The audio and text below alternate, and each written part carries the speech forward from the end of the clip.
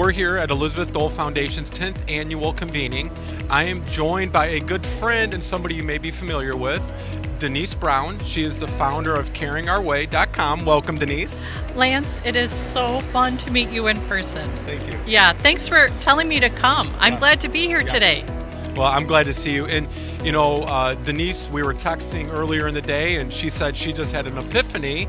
And why don't you share what that epiphany is? I cared for my dad for just about 20 years, and I realized today that I'm a military caregiver. My dad had bladder cancer as a result of service during the Korean War. He was stationed in the Marshall Islands where they tested the hydrogen bomb. As a result of that testing, he was diagnosed with bladder cancer. He lost his bladder, a kidney, other things because of the cancer, and so we provided care for him for almost 10 years with No, it wasn't that long, was it? It's hard to keep track of time, like 8 years without his bladder. Wow. And, Elizabeth Dole is all about supporting military family caregivers, but also caregivers in general. We were honored to be invited here to record and interview people. What has stood out so far to you personally, because you've been in this field way longer than most, about the messages you've heard so far today and the work Elizabeth Dole's doing? Yeah, it's really impressive. One of the things that I would love for us to just kind of rephrase a little bit is this idea that family caregivers give up their life. I really would love for us to focus instead on how do we help family caregivers keep a life during a life of caregiving. We talk about the sacrifice that family caregivers make, and I think there's too much emphasis that sacrifice is acceptable.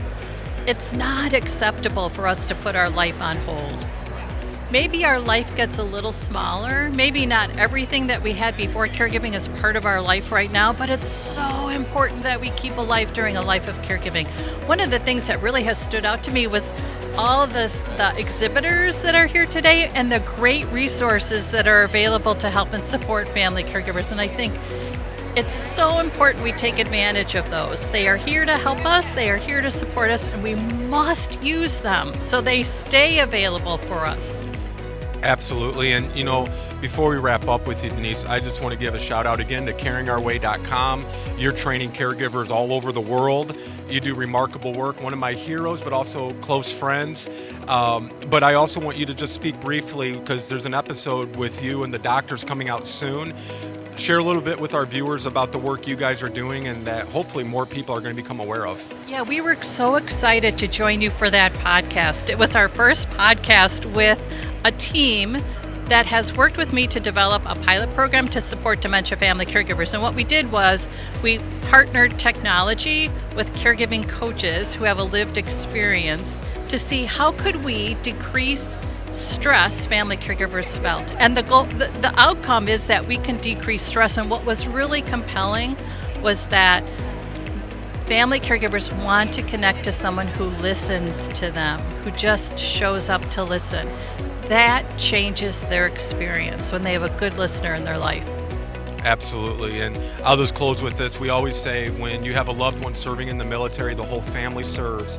But that service doesn't end just because they're done serving. We're here talking about military caregiver support. And, it takes a village to support a veteran. And we need to support the caregivers as well. Yeah, thanks, Lance.